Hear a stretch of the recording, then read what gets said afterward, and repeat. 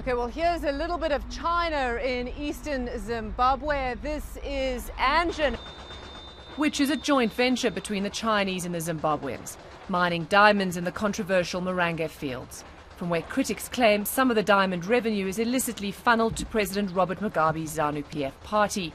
Claims the Zimbabwean government and Chinese mining officials deny.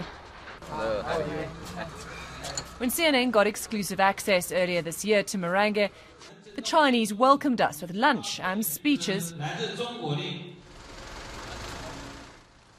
as well as a tour of their mining operations, seemingly eager to show off what they say is cooperation and development with their African partners.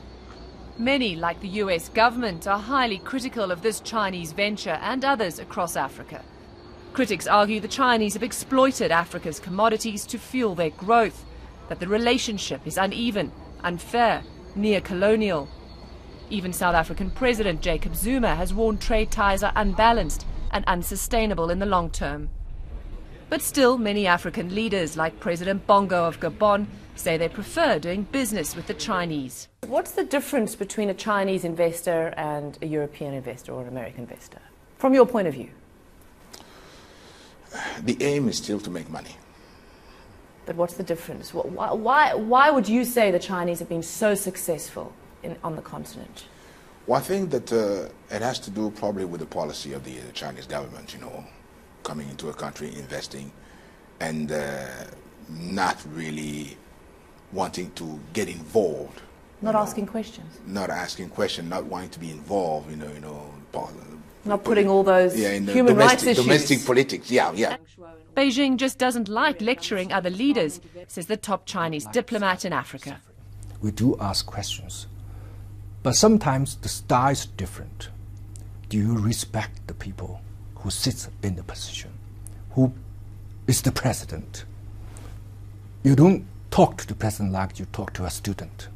We don't treat all these African leaders, African people, like our student. No, we see them as equal. We do have questions, but we probably ask these questions privately. We ask these questions quietly. For many, the Chinese emergence in Africa has hardly seemed quiet. Last year, China-Africa trade reached more than $166 billion, much more than US-Africa trade, which is around $80 billion. The Chinese are not only building roads here, like this one in Zambia, where copper mining is one of the main industries. They've even constructed cities in places like Angola, the second largest oil producer in sub-Saharan Africa.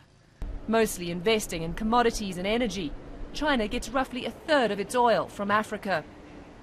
Many African countries have become dependent on the economic might of China, and analysts say will feel the pain of any slowing in Chinese growth. But still, China's influence continues deep into the African bushveld. Robin Kerno, CNN, South Africa.